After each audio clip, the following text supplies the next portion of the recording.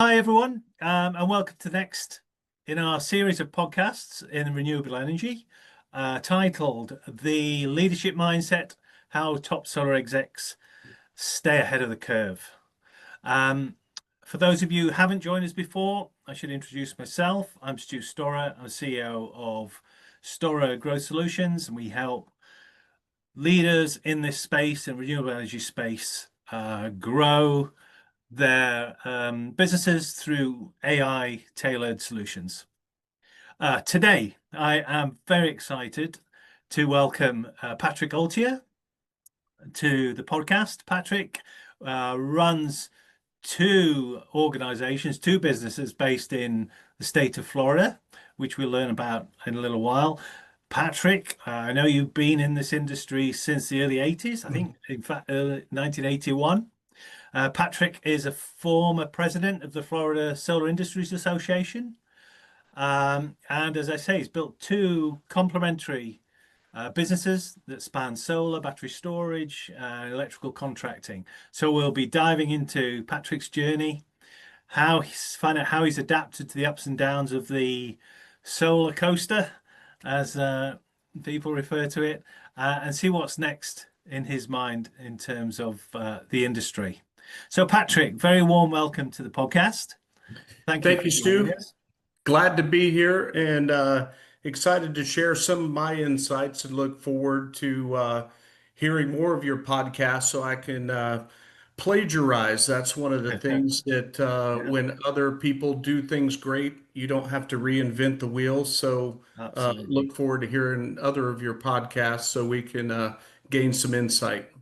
Fantastic. So, could I start by asking you just to share a little bit about your journey, Patrick, into solar? What led you into this business? How did you end up running both of your companies, Solar Trek and Caribbean Electric? Sure. So in my previous life, I was a banker for about 20 years, which lends very well for solar because for a lot of consumers, the financial aspect is a big part of that purchasing decision. So, in the financial crisis of 2008, banking was a lot less pleasant. So, my family had started Solar Trek back in 1981. They're manufacturers of solar domestic hot water heating. Tax credits went away for solar back in the Ronald Reagan era. And so we got into solar pool heating, also a thermal product.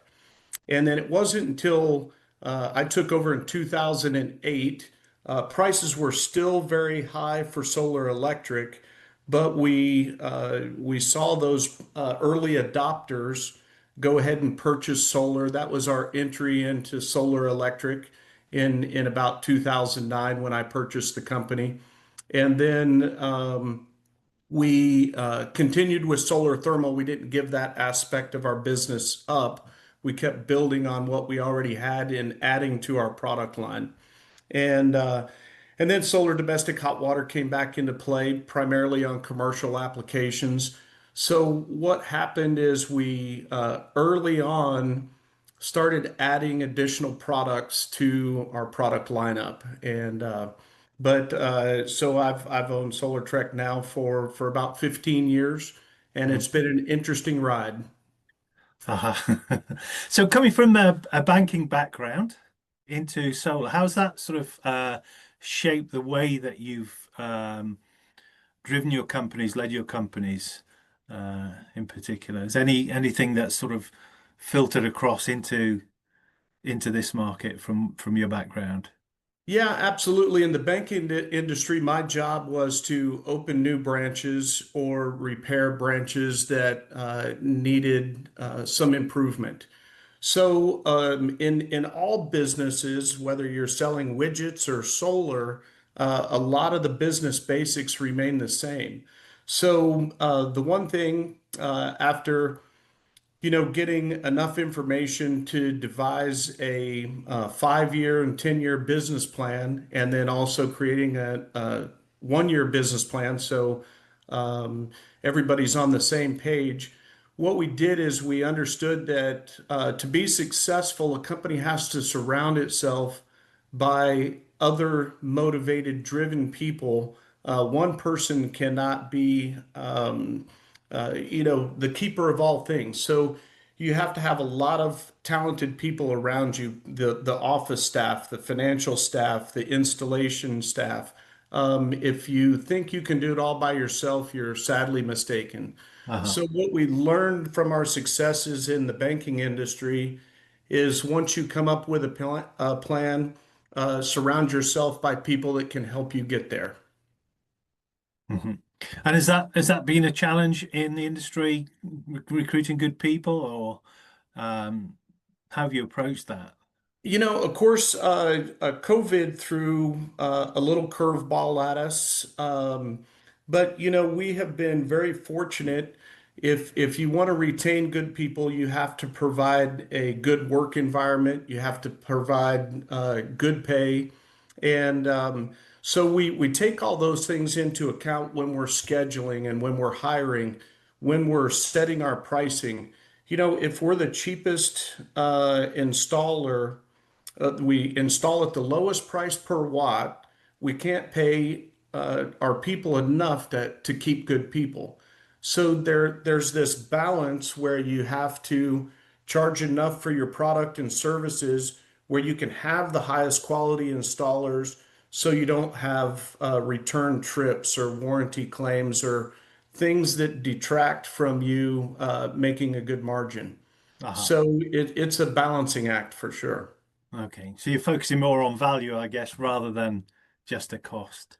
Yeah, Uh, we call it the race to the bottom. We yeah. see, guys that, and everybody's got to start somewhere. So I certainly don't fault those guys.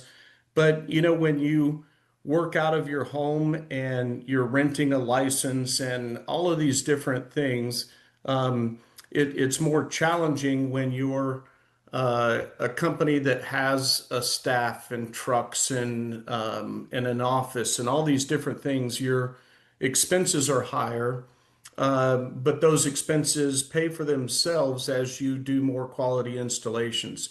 And so to be able to get a competitive price per watt, what we have to do is a lot more installations, and we have to do them very efficiently.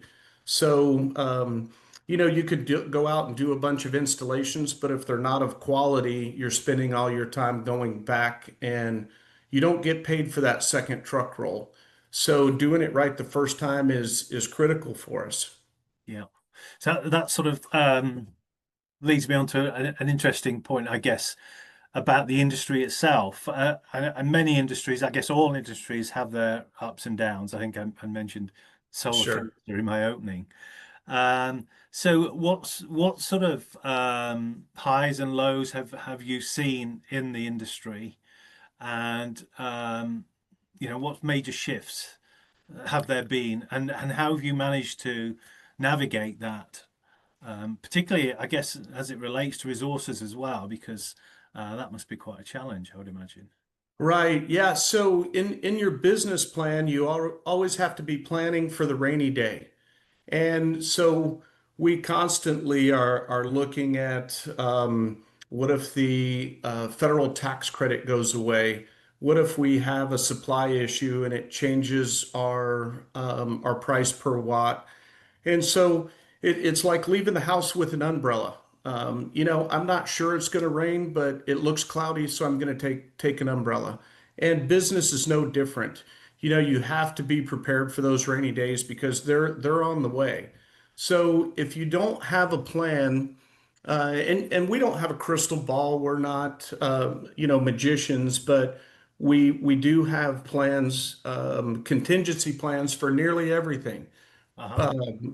Product cost increases, changes in regulatory, the way we have to install and different things. So, besides trying to plan the best you can for those rainy days, you're also have to have a staff that's able to adjust. And if everybody is rigid and they say, no, we've done it this way for the last 20 years, we're going to continue doing it this way, your company will fail. You know, Mm. so if your company's not flexible, if you don't have the bandwidth to be able to make change, you will continue to struggle. Uh-huh. Uh-huh. And I guess the other thing that it strikes me about your approach is it looks like you have diversified quite a bit. So you're not just putting solar panels on roofs, i.e. Could you tell us a little Correct. bit more about what has, I guess you've given us some insight into what's driven that, but how's that diversification sort of come about and how's that evolved? Yeah, besides diversifying in the solar industry itself, we look for other industries that were closely tied. You know, we didn't want to go out and say, well, we're going to start selling cars now. We look for other industries where our existing staff could easily install a generator or do other things that was already tied to our industry. And so we purchased a company called Caribbean Electric about 10 years ago. And we did that so we would have an electrical license, so we didn't have to subcontract any of the electrical work on our solar installations. And because we knew a lot of the swimming pool builders through installing solar pool heating, we said, well, gosh, let's start wiring swimming pools, which is a very niche market. And it's a little bit tricky, with the electric and water. So the bonding is very important. So we became an expert at installing and wiring swimming pools. And so that was just another step. And then when battery technology got more affordable, our sales staff offered a battery or a generator for emergency power. So we didn't go into a homeowner and say, gosh, you need to buy 3 Tesla batteries. We would give them the opportunity to choose based off of a trusted energy advisor giving them information where they could make the decision themselves.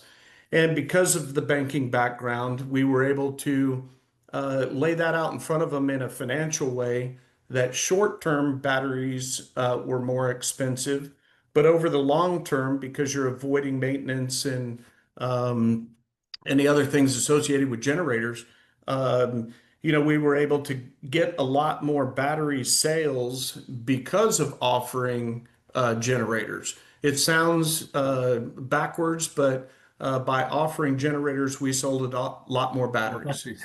Yeah, Uh-huh. Uh-huh. And I know, looking at uh, the business, I've looked at the site, your sites, which are obviously excellent. I see that. I mean, you've also diversified in terms of the installations that you've carried out. So I noticed there was sure. what really surprised me. I've never ever seen this before. Was an equine installation. Uh, so how did that come about, and what other sort of structures have you installed on? Yeah, so part of it is you're a product of your environment. So where I am in Florida is the equine capital of the world, and so there was a big need, and because we want to maximize value, where another contractor may go in and install a 50 kW ground rack at an equine farm. What we proposed was building an elevated solar structure with the same 50 kW, but now the property owner had the ability to store uh, grain or hay or park implements in the shade of the solar panels. And the solar panels offered a way to help build that structure at a lower cost. So we use solar as a tool to help these farmers get to accomplish other goals that they may have for their farm. So that job that I may have lost to another competitor because he had a lower price per watt, I was able to change the dynamic of the project by building elevated solar structure. And some of them are, up to 100 feet long. We've built, out of different materials. And so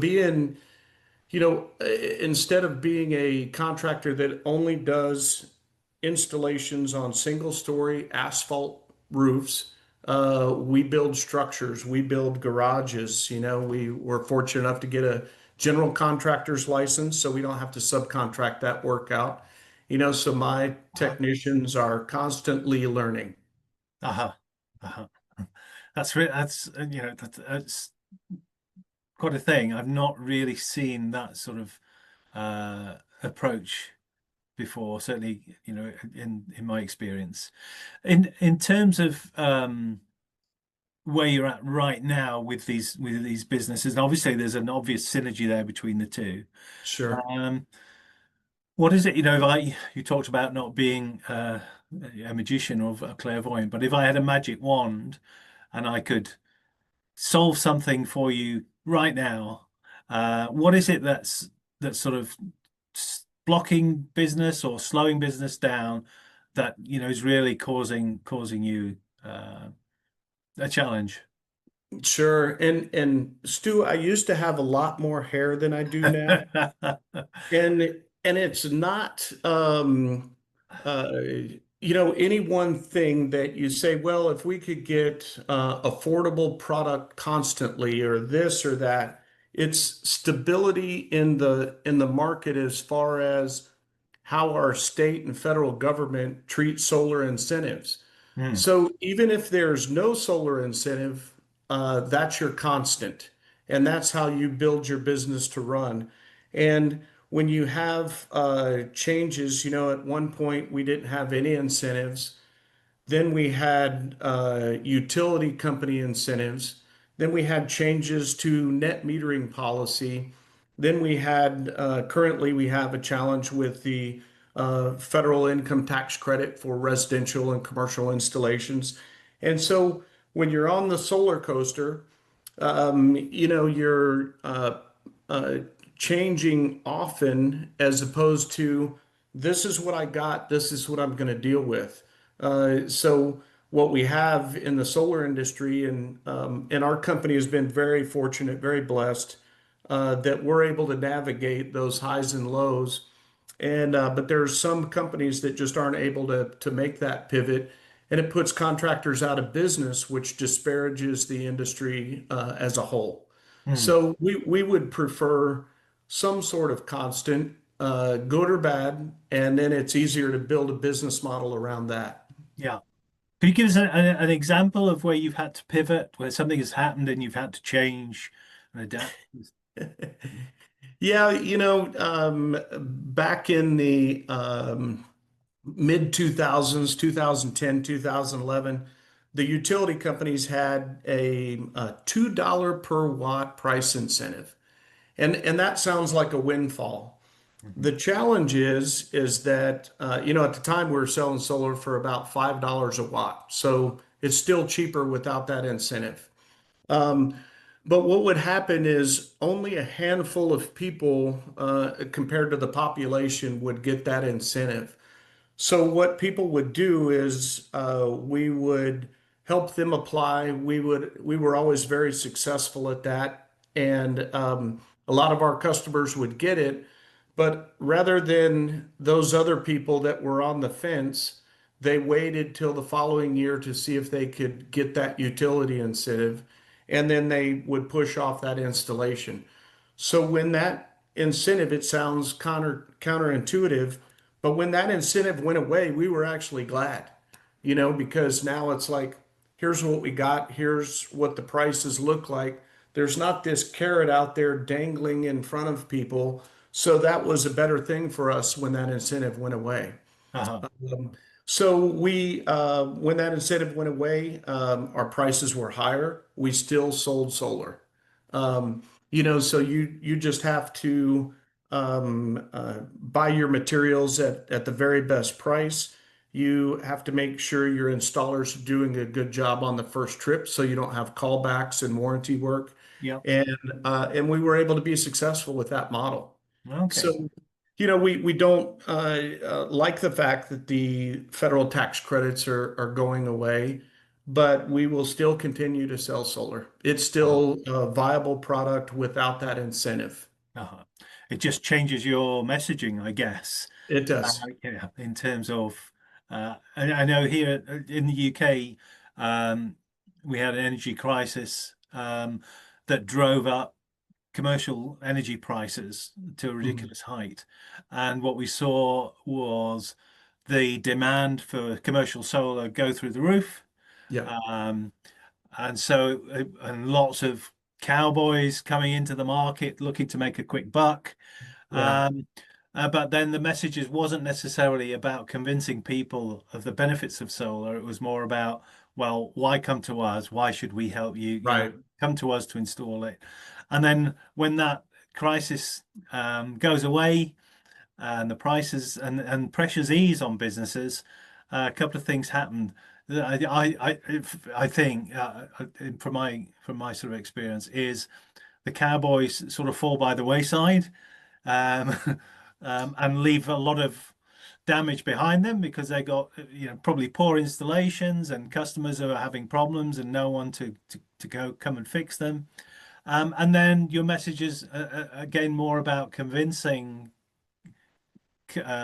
companies, businesses that actually solar is still a good investment, um, and we're the best people to help you out. Would you say right. that's your experience Yeah, in the States?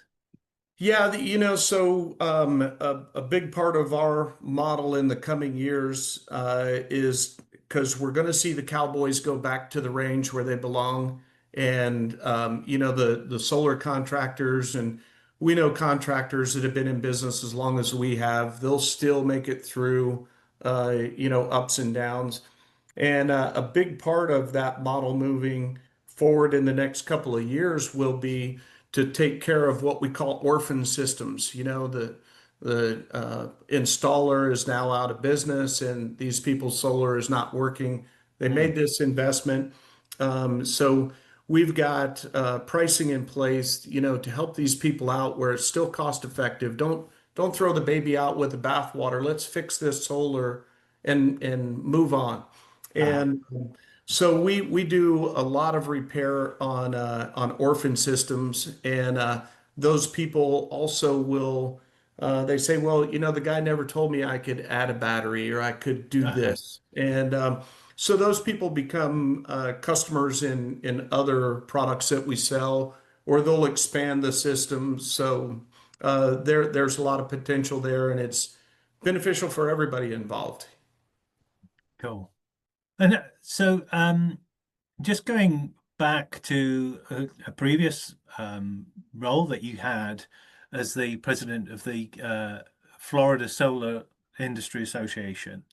Obviously, in that role, you were very aware of um, what was coming down the line in terms of potential challenges and changes in the industry. Sure. Um, what what what advice could you give to people in the industry in terms of accessing that sort of information? Is it readily accessible? Is there support? Is there guidance? What sort of tools or support is out there for companies, particularly maybe somebody who's just coming into the industry? Right. So, you mentioned FLASIA, which is the Florida Solar Energy Industry Association, Yeah, which is the state chapter of SEIA, which is the National Solar Energy Industry Association. And, being involved in those organizations, being a member, going to the meetings and actually opening the email and reading what they're sending out, that's how you stay in tuned with um, if net metering is under attack or whatever it may be, so you can be involved. So you can't just put on your blinders and go down the road and just assume that everything's going to stay the way it is, because things are always changing behind the scenes. And between the utility companies and different things, there's people that don't want to see solar adopted. And so being involved in your whatever organization supports your industry, whether it's banking, auto dealerships, and solar, you need to be involved to get that information so you know what's on the horizon. So yeah, you're adjusting your business plan long before it ever affects you. and maybe it doesn't come into play, but you had a plan if it did. And it's just instead of jerking the carpet out from underneath your feet, you're just moving to another piece of carpet. And that's a better way to do it, in my opinion. Mhm. Uh-huh.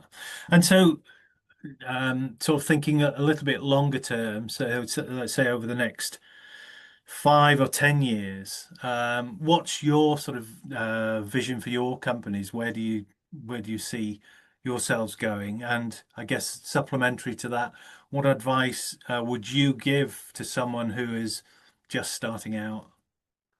Yeah, so where we project ourselves, we have going back to a 1 year, 5 year, 10 year business plan.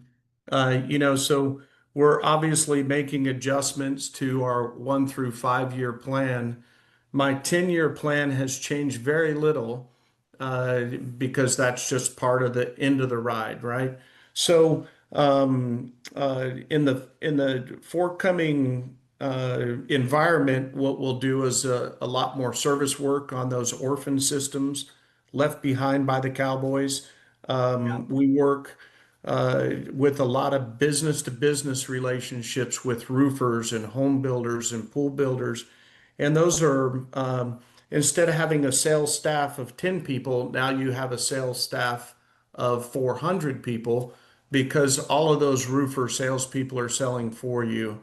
All of those pool builders are selling your solar thermal product.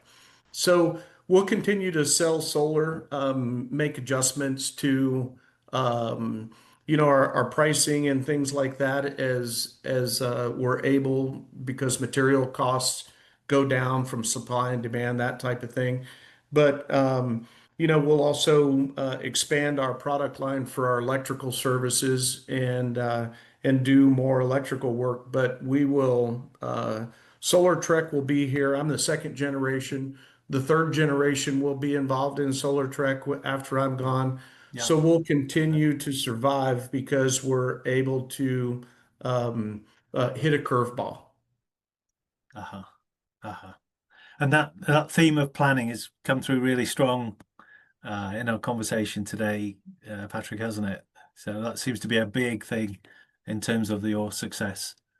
It is, and my wife, co-owner of Solar Trek, very intelligent lady. She's smarter than I am, and so unfortunately, when you work with your wife, work bleeds over into dinner, Yeah.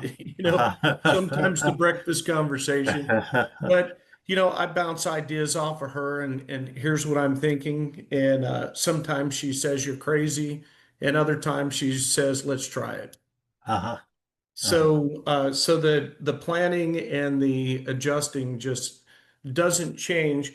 You just you might have to take a little detour because of a situation outside of your control, but your long-term plan rarely changes. It's just adjusted. Mhm.